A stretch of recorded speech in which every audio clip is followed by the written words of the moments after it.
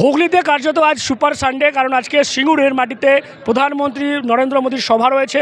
একেবারে সভাস্থলের বাইরে রয়েছে এবং দেখতে পাচ্ছি এখন থাকতেই কর্মী সমর্থকরা সভাস্থলে প্রবেশ করছে। পিছনেই সভাস্থল দেখতে পাচ্ছেন। সিঙ্গুরের টাটা প্রজেক্টের যে নির্ধারিত জমি, তার ওপরেই আজকে প্রধানমন্ত্রীর এই সভা রয়েছে, যেখানে সরকারি অনুষ্ঠান যেমন রয়েছে, পাশাপাশি রাজনৈতিক মঞ্চ রয়েছে এবং সেখানে ইতিমধ্যেই কর্মী সমর্থকরা প্রবেশ করছে দেখতে পাচ্ছি আমরা। শুধুমাত্র সভাস্থল নয়, এর পাশাপাশি আরও দু-তিন জায়গার ছবি আপনাদেরকে দেখাবো। ডানকুনি, সেখান থেকেও বেশ কয়েকটি বাস আসার কথা রয়েছে। তার পাশাপাশি একেবারে এই সভাস্থল থেকে বেশ কিছুটা দূরে, যেখানে মূলত কর্মী সমর্থকদের বাস রেখে দেওয়া হচ্ছে, তারপর পায়ে হেঁটে তারা সভাস্থল আসছে। সেখান থেকে আমাদের আরেক সহকর্মী মোনামি রয়েছে, এই দুজনের কাছেই যাবো। প্রথমে চলে যাবো একেবারে ডানকুনিতে। আমান মন্ডল রয়েছে। আমান, এই মুহূর্তে ডানকুনির ছবিটা কি, কর্মী সমর্থকরা তারা কিভাবে আসছে?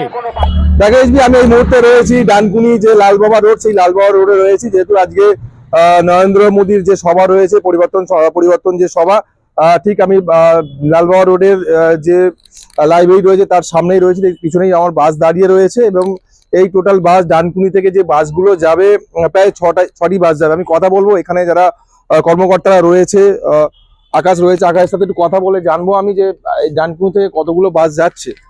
কি বল, ডানকুনি আজকে তো পরিবর্তন সভা ওখানে চলছে, ডানকুনি থেকে কত বাসগুলো যাবে? ডানকুনি থেকে এই মুহূর্তে 6টা বাস যাচ্ছে। 6টা বাস, তার মধ্যে একটা আছে গোবরাতে, একটা বলখেলা মাঠে, এটা আছে লালবাবা রোডে, একটা আছে এমবাজার, একটা আছে বন্দের বিল, আর আরেকটা যাবে পাট ডানকুনি থেকে। হ্যাঁ, কখন পৌঁছাবে? এখন তো প্রায় 12:30 বেজে যাবে। এখন 12টা বাজে, আমাদের এখানে 12:30 পৌনে 1টা নাগাদ আমরা এখান থেকে বেরোবো। দুটো বাড়ির পাশেই তো সিঙ্গুর, তো আমাদের একটা খুব পরিচিত জায়গা এবং ডানকুনির আশেপাশে এরিয়া সিঙ্গুর রাজনীতির একটা বড় অঙ্গ। তো আমাদের বেশিক্ষণ লাগবে না, আধা ঘন্টা। হ্যাঁ, তাড়াতাড়ি যাবো। আমাদের নরেন্দ্র মোদীজি, আমাদের দেশের প্রধানমন্ত্রী সিঙ্গুরের মাটিতে, পবিত্র মাটিতে আজকে আসছে। আমি গোটা ডানকুনিবাসী এবং হুগলি এবং শ্রীরামপুরের যত মানুষ আছে তাদেরকে আমন্ত্রণ করবো যে আপনারা নরেন্দ্র মোদীজির সভায় আজকে আসুন, এসে এই সভাতে সমাবেশ করুন। অর্থাৎ বুঝতেই পারলেন, আমরা কথা বললাম যারা বিজেপির কর্মকর্তারা রয়েছে, তারা যেটা জানাচ্ছেন, ওরা অতি উৎসাহিত, যেহেতু নরেন্দ্র মোদী আসছে, দেশের প্রধানমন্ত্রী আসছে এবং যে সভা করবে সেই সভায় এরা উপস্থিত হবেন। ডানকুনি থেকে 6টি বাস যাচ্ছে, যেখানে এই মুহূর্তে যেটা দেখতে পাচ্ছি আমি এখন লালবাবা রোডে আমি রয়েছি। কথা বলছিলাম আমানের সঙ্গে, বোঝাই যাচ্ছে ডানকুনি থেকে বহু কর্মী সমর্থক তারা বাসে করে আসছেন, অলরেডি সভাস্থলের উদ্দেশ্যে তারা রওনা দিয়েছেন।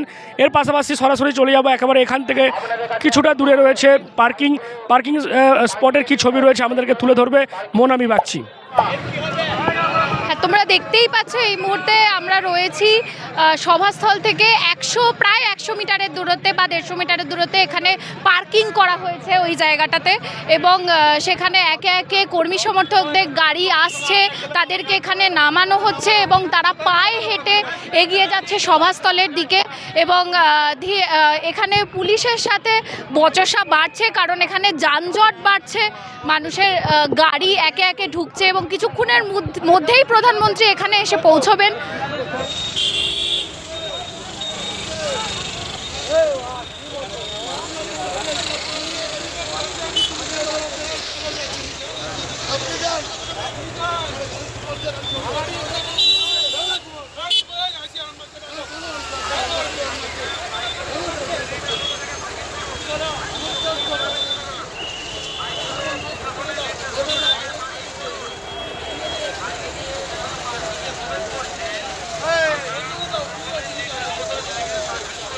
বিভিন্ন জেলা থেকে কর্মী সমর্থকরা একে একে আসছেন এবং দূর থেকে আসছে।